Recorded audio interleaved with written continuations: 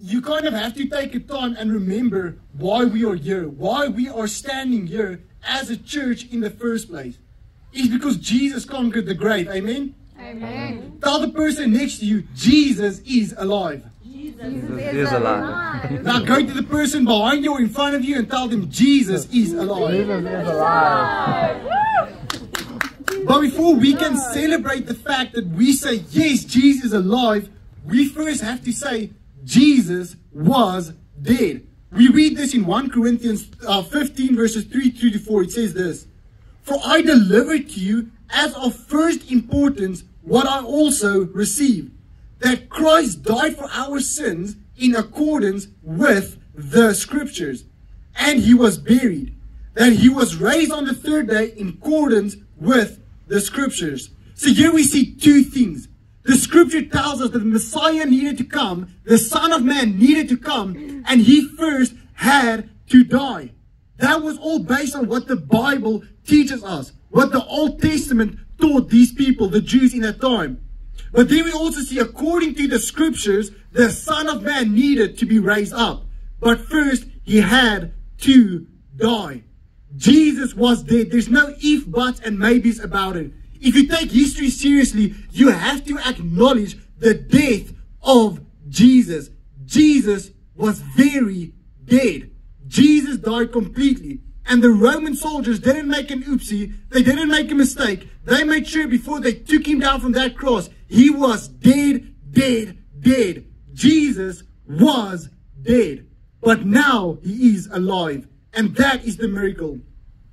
Tim Keller said this, "If Jesus rose from the dead, then you have to accept all that he said. If he didn't rise from the dead, then why worry about any of what he said? The issue on which everything hangs is not whether or not you like his teaching, but whether or not he rose from the dead." You see, everything hangs on this fact. Did Jesus conquer the grave? If Jesus conquered the grave, if Jesus did what no man ever has done before him, then Jesus was who he claimed to be. He was the Messiah and he was the Son of God. And that's how we can know that we should take his claims very seriously. And that's my son going out there. So he's going to join the children's school. I'm joking. Yeah, I probably have to change a diaper. Now I want to read you this passage. And from Luke 24 verses 1 through 6, it says this. "But on the first day of the week, at early dawn, they went to the tomb, taking the spices they had prepared. And they found the stone rolled away from the tomb. But when they went in, they did not find the body of the Lord Jesus. While they were perplexed about this, behold, two men stood by them in dazzling apparel. And as they were frightened and bowed their faces to the ground, the men said to them, 'Why do you seek the living among the dead? He is not here, but he has risen.'" That is the good news for us as believers. That is the gospel for us as believers. Jesus was very dead. He was in that tomb. Why? Because he died. He was buried in that tomb because he was dead. And Jesus conquered the grave. Why do you look for the living among the dead? That's what the angel said, because Jesus is alive. That's the best news for us as believers. This is the gospel message, and this is the message that we proclaim.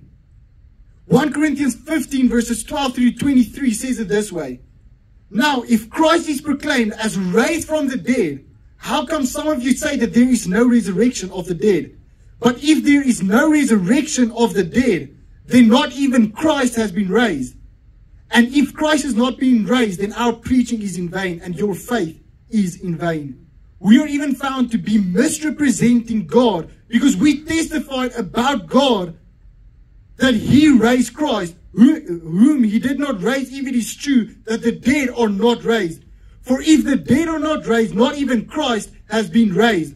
And if Christ has not been raised, your faith is futile, and you are still in your sins. Then those who have already fallen asleep in Christ have perished. If in Christ we have hope in this life only, we are of all people are to be most pitied. But in fact, Christ has been raised from the dead, the first fruit of those who have fallen asleep. For as by a man came death, by a man also comes the resurrection of the dead. For as in Adam all die, so also in Christ shall all be made alive, but each in his own order. Christ the first fruit, then at his coming those who belong to Christ. You see, we need to understand that the death of Jesus was very necessary. Jesus' death paid our justification. Jesus' death paid the price for our sin. God is a just God. He is a righteous judge.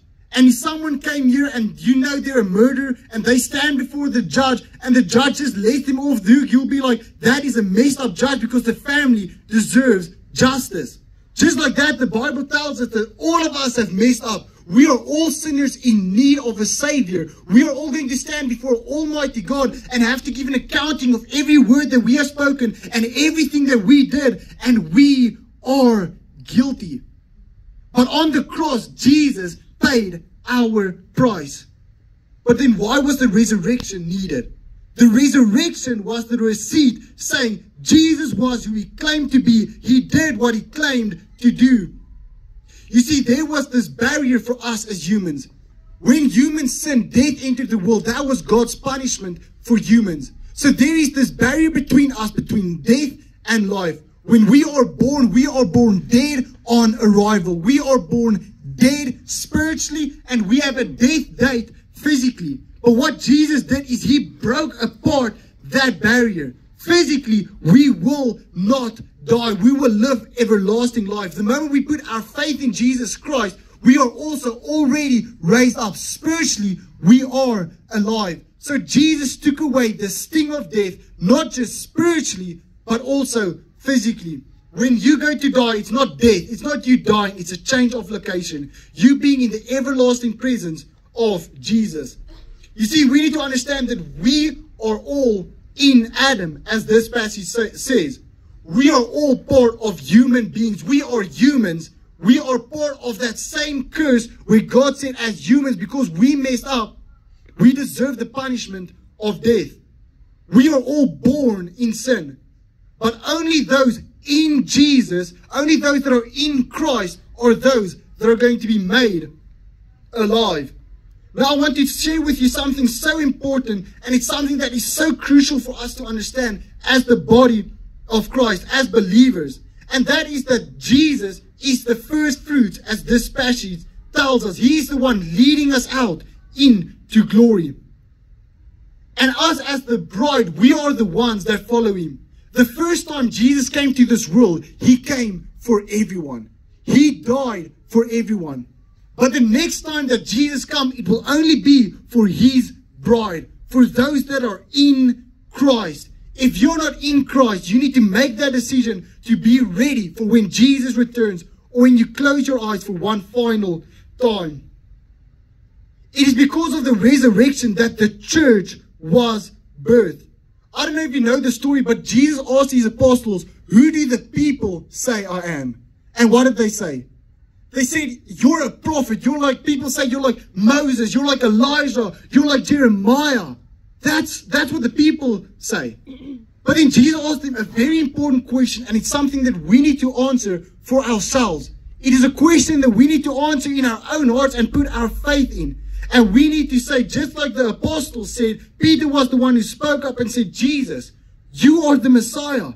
You are the Son of the living God. And Jesus said, it is this rock on which I will build my church. These words that Jesus Christ is the Messiah, the Son of God. Now back then Jesus said, but who do you say I am? And they answered with this answer. They answered that question saying, you are the Messiah, the Son of the living God. But yet when Jesus died, they didn't believe this. They ran away. They scattered. They were scared. They were afraid. Now people are going to come and get them. But something changed in their hearts when they saw the risen Jesus. And why is that? It's because those words that they proclaimed, that Peter spoke, you are the Messiah, the Son of the living God, only becomes true when the resurrection is true. The resurrection proves these words of Jesus, that he is the Messiah, he is the Son of the living God, and that is the rock on which he will build his church. We see something very interesting when Jesus died. The Bible says that when Jesus died, the Roman soldiers didn't break his legs as was custom with the people dying on the cross, because Jesus died so quickly while he was hanging there on the cross. So what did they do? They pierced his side with a spear. And that remembers us, or reminds us of the passage in Genesis where God made Eve, the bride, from Adam's side, the rib. And so what this symbolizes, with Jesus on his cross, when they pierced his side and out came water and blood, it was not just a covenant. Yes, it was, but it's also a symbolizing meaning, showing that the bride is birthed. Jesus birthed the bride. Just like when God put Adam to sleep, from his side the bride came. Here, from the side of Jesus, through his death, the bride came forth. That is the significance of that. The Bible is so deep, and Jesus' death and his resurrection was intentional. God knew even before the foundations of the world. Jock spoke about this on Friday. But this plan of salvation wasn't God's plan B. God knew humans were going to mess up. God knew everything that was about to happen, yet he still chose to make us. That is the love of God. Now we need to understand that the reason we are here as a church, the reason we gather here, is because of the resurrection of Jesus. That's why the apostles wasn't scared, but they say now we must not neglect coming together in the face of persecution, in the face of death. We are going to come together as believers, and we're going to honor God, worship God, and as the Bible says, iron sharpens iron. We're going to encourage and empower each other. Jesus is not coming back for a prostitute. He's coming back for a bride. In the Bible, we see that the bride, or when Jesus returns, we will all be dressed in white. And when a bride gets married, she's not married wearing blue, black, anything. She's married in white. It symbolizes purity. Jesus is coming back for a pure bride because of the finished work on the cross. We will be clothed in white the day that we get married to Jesus when Jesus returns. But we can't call ourselves the bride while living like prostitutes while we claim to be the bride of Christ. We need to be faithful to Jesus. And only the resurrection empowers us to be a faithful bride. Ephesians 2 verses 4 through to 6 says this. But God, being rich in mercy, because of the great love with which he loved us, even when we were dead in our trespasses, made us alive together with Christ. By grace you have been saved, and raised us up with him, and seated us with him in heavenly places in Christ Jesus. That is the gospel message right there. We don't deserve this love. We don't deserve this mercy. We don't deserve this grace. But once we understand the fullness of what Jesus did on the cross, we understand the fullness of the love, the mercy, and the grace of God. We were dead, but because of Jesus, we are made alive. When you are dead, when you are laying in the grave, there's nothing you can do to raise yourself up. You have no senses. There's nothing you can do. So something from the outside needs to step in. And that's what Jesus did. Jesus broke that barrier for us as humans, and he is standing there ready to lift you up out of death. You just have to put your faith in him. Jesus is doing all the work. The church is alive because Jesus is alive. Can I get an amen? Amen. You see, and that's even what baptism symbolizes. Is we die with Christ, we partake in his death, but then we partake in the life that he provides for us as believers. John 11 verses 25 says this. Jesus said to her, I am the resurrection and the life. Whoever believes in me, though he die, yet he shall live. That is the good news. We don't have a stress, anxiety, or fear about death, spiritual and physical, when we are in Christ. Once we have put our faith in Jesus. The Apostle Paul said, death, where is your sting? You have no sting in our lives anymore. You didn't have victory. You didn't have authority in our lives because of the finished work of Jesus Christ. I don't fear death. I might fear the way I die, but I say that's biblical because even Jesus sweat blood when he knew the death that was waiting for him. But I don't fear death itself because I know Jesus overcame the grave. 1 Corinthians 6 verses 9 to 11 says this. Or do you not know that the unrighteous will not inherit the kingdom of God? Do not be deceived. Neither the sexually immoral, nor idolaters, nor adulterers, nor men who practice homosexuality, nor thieves, nor the greedy, nor drunkards, nor revilers, nor swindlers will inherit the kingdom of God. And such were some of you. But you were washed, you were sanctified, you were justified in the name of the Lord Jesus Christ and by the Spirit of our God. Jesus cleanses us. You see, one thing that's important for us to remember is when Jesus conquered the grave, when Jesus died and he conquered the grave, what happened after that? Jesus sent the Holy Spirit to dwell in the hearts of the church, to dwell in the hearts of the believer. Now we know God cannot look at sin with any approval. God is holy. So he can only dwell where it is holy. So the Holy Spirit lives in holy places. So how does the Holy Spirit live within us? Because all of us are sinners.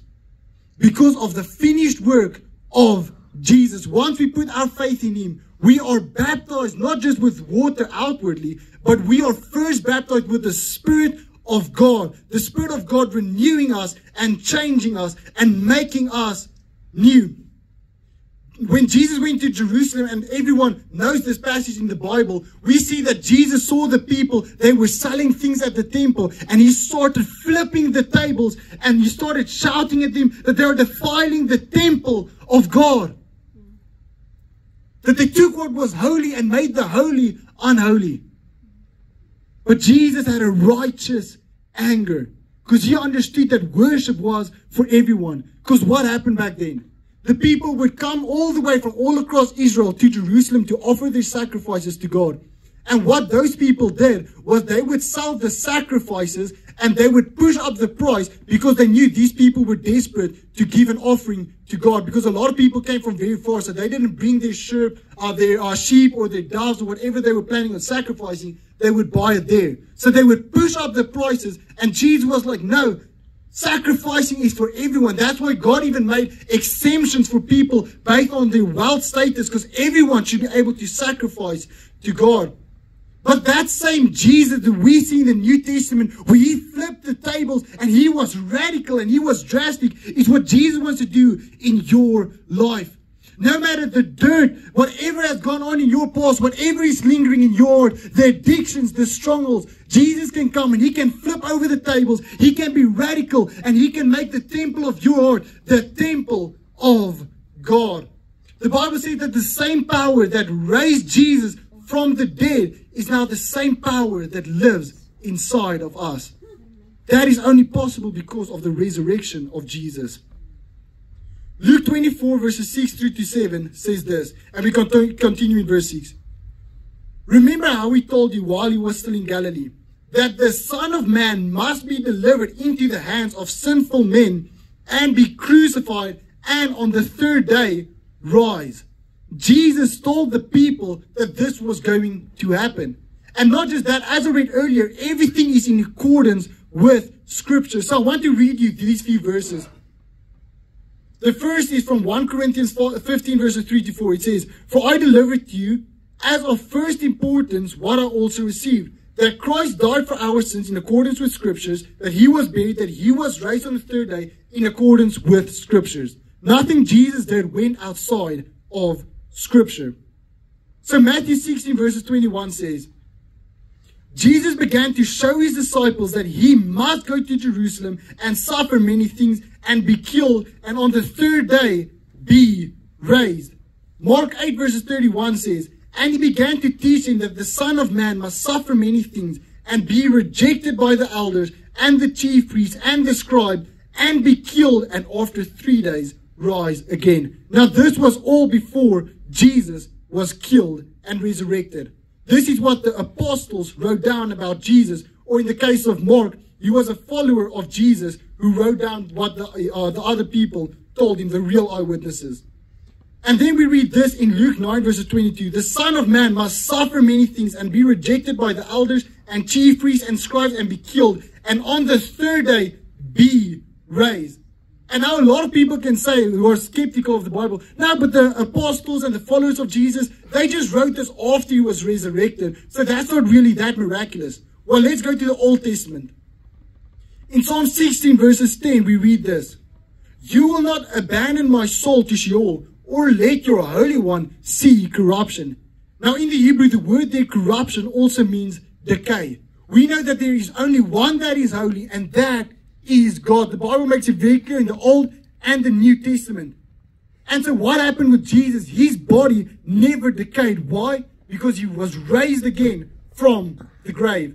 And then Isaiah 6 verses 2 says, after 2 days he will revive us. On the third day he will raise us up, that we may live before him. And then even in Isaiah 53, we read about this very powerful passage where the Messiah is prophesied. And I'm not going to give you the full Isaiah 53 because that is going to take very long to work through the entire passage. But that is talking about the suffering servant who will eventually, we will see the suffering servant burst forth in glory. And that is what Jesus did. He was the suffering servant, the suffering savior who then burst forth in glory when he overcame the grave. And then we also see that Jesus, when he was asked, what will be the sign that you are who you say you are? He said, I will give you the sign of Jonah. That will be your sign. And what happened with Jonah?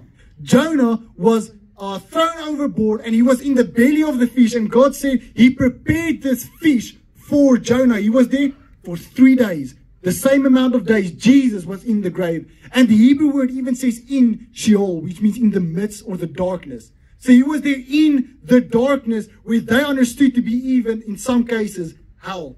And that's why Jesus said that I give you the sign of Jonah, because Jesus was for 3 days in death. Jesus literally died. Jesus was in the tomb for 3 days. Now I know a lot of people are saying, okay, but with Jonah, how can we know? How can we take that story literally? Because it's a bit difficult to believe which whales are able to swallow humans and everything. But they're trying to take the miraculous out of the Bible. If we believe that Jesus is the God who can overcome the grave, preparing a fish isn't that difficult. Because when you actually look at the passage, it says God prepared, he made a fish specifically for this purpose. And we believe in the God of miracles. Amen? Amen. And I want to continue reading from Luke 24 verses 8 through 12. It says this. And they remembered his words, and returning from the tomb, they told all these things to the 11 and to all the rest. Now it was Mary Magdalene and Joanna and Mary the mother of James and the other women with them who told these things to the apostles. But these words seemed to them an idle tale, and they did not believe them. But Peter rose and ran to the tomb, stooping and looking in. He saw the linen cloth by themselves, and he went home marveling at what had happened. Now before we dive into the last verse there, which is so significant, I want to share with you something that as believers is so important to understand. In a lot of the gospel passages, we see right after the resurrection that Jesus gave the Great Commission. Go out, share the gospel. And this is what's so important for us to understand, is when we encounter the gospel message, when we put our faith in Jesus Christ, this message that Jesus came, he died the death that we deserve, and he overcame the grave so that we can be raised again with God, that we can be there when Jesus returns. That is the best news. And how can we keep that a secret? How can we keep that to ourselves? When the women saw that the tomb was empty and Jesus appeared to them, they ran and they immediately told the good news. Once we encounter this news, you have to make the decision. Are you going to believe it or are you going to deny it? But if you believe it, it changes everything. I want to share with you some things that back up the resurrection of Jesus from a historical point of view. The first thing is that the tomb was empty. There's no doubts about it. And later in this sermon, I'm going to go through with you a lie that was told, where they said that the apostles saw Jesus' body, but the tomb was empty. No one can deny it. All historical sources will say Jesus died and the tomb was empty. Now, the excuses you make to work around that, that's up to you, but you have to acknowledge that the tomb was empty. Secondly, we see that the first people to evangelize, to share the gospel message that Jesus rose from the grave, was women. Now, if this was some made-up version that the apostles, or made-up lie that the apostles wanted to come up with, they definitely wouldn't have said that the women were the first evangelists, because back then, women couldn't even testify in court, so their witness was seen as not being credible. And then we even see the faults of the apostles saying, we don't believe you. And that's what makes the Bible so great. It's a true story about true people sharing their faults but pointing to Jesus. Then another historical fact that people can't deny is the apostles' belief. They went from a scared group of people after the death of Jesus to being so on fire for God, where 11 out of the 12, the newly 12 that was appointed after Judas, died for their faith in Jesus Christ. They died knowing that they saw the risen Jesus. They would not all of them have died for a lie. If they wanted to get something, if they just wanted to gain something at some point at a certain level of persecution, they would have stopped. And then the early Christian belief and growth is another historical fact that proves to us that Jesus rose from the dead. Jesus didn't appear just to his disciples. He actually appeared to groups of people. And to have group hallucinations where many people claim that they have seen the risen Jesus is literally impossible. One person might hallucinate. Two people in a group, that's pushing it. But everyone, no, that's just impossible. And then we went over some of the prophecy and the fulfillment thereof. Now, in Jesus' life, many prophecies were fulfilled, but his death and resurrection fulfilled so many of the coming Messiah that Jews even tend to overlook it because they overlook the passages. And when Jesus was on the earth, he actually corrected a lot of them. We saw after Jesus was resurrected, he sat with people and he explained to them how he was the fulfillment of these prophecies. Now, I can go through a lot of prophecies and the fulfillment thereof, but unfortunately, I don't have the time to go through every single one of them. Now, also another historical fact that people can't argue is the eyewitness accounts.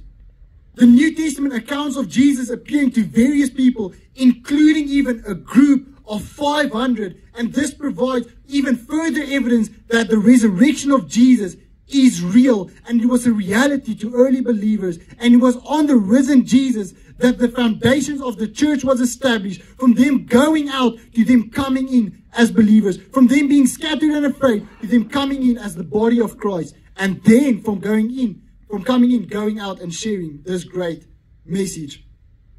Now, I want to break down the last verse, but I want to look at how a different gospel passage says this. It says, John 20 verses 4 through 7. Both of them were running together, but the other disciple outran Peter and reached the tomb first. Excuse me. And stooping to look in, he saw the linen cloth lying there, but he did not go in. Then Simon Peter came, following him, and went into the tomb. He saw the linen cloth lying there, and the face cloth which had been on Jesus' head, not lying with the linen cloth, but folded up in a place by itself. Now, before I go into the significance of that, I want to share with you this lie that many people believe. And this passage actually debunks that lie. Matthew 27 verses 64 through to 66 says this. Therefore, order the tomb to be made secure until the third day, lest his disciple go and steal him away, and then tell the people, he has risen from the dead, and the last fraud will be worse than the first. Pilate said to them, you have a guard of soldiers. Go make it as secure as you can. So they went and made the tomb secure by sealing the stone and setting a guard. And then in Matthew 28 verses 11 through to 15, we read this. While they were going, behold, some of the guard went into the city and told the chief priests all that had taken place. And when they had assembled with the elders and taken counsel, they gave a sufficient sum of money to the soldiers and said, tell people, his disciples came by night and stole him away while we were sleeping. And if this comes to the governor's ears, we will satisfy him and keep you out of trouble. So they took the money and did as they were directed. And this story has been spread among the Jews to this day. That was the lie that they came up with for the empty grave. The apostles must have stolen it. The apostles were the one that came in there by night, somehow evaded the guards and stole the body. But this just doesn't make sense, because firstly, the linen cloths that were there on the ground and even the head covering that was folded, if the apostles stole the body, they wouldn't have had the time to do all that. And secondly, if these guards were sleeping, then how did they know it was the apostles that stole him? you wouldn't be able to know. But I want to share with you something so significant about this, because in the passage I read earlier in Luke, this was mentioned, the linen cloth being there. And then even here we read how in John, he saw this and he was just amazed seeing this. And it was because they saw this that they started to believe. Now, what is the significance of this? Well, in order to understand the significance, we have to go back to Leviticus 16. In Leviticus 16, we see how God provided legislation regarding the Day of Atonement. The only day in which the high priest would enter the most holy place to make atonement for his sin, but also for the sins of the entire nation of Israel. Now the high priest, when he would go into this most holy place, this one time a year, would wear a specific set of garments that were consecrated for this specific occasion. And after he would depart this most holy place, he would take it off and he would purify himself with water. And then before he goes on and continue everything else that he has to do that day, he would put on different garments. So when he goes into this place, when he goes into the most holy place with this specific set of garments that he had to wear, this set of linen clothes that he had to wear to offer the blood sacrifice, when he got out of there, he had to change his clothes. And why is it so important then that Jesus left the linen behind? It was because Jesus was our high priest. He offered himself as the atonement for our sins. And this was proof that the Father accepted the sacrifice and the offering of Jesus. The tomb is empty. Jesus is alive. The payment, the price was paid in full by Jesus. And then a lot of people also have a different outlook on this one. Well, this one you can't argue with because it's scriptural. But a lot of people base another viewpoint on tradition, where they say when the master was done eating, he would just throw the napkin. And then they would know, okay, it's done, so they can take away the plate the master has done eating. But if the master leaves the table and he folds the cloth there and leaves it there, then the servant would know the master is coming back, so I don't touch his plate, I don't touch anything. And a lot of people will say that based on Jewish tradition, Jesus did this as a prophecy, saying that yes, he is coming back. He is not done here. And they say that this Jewish tradition is proof of it.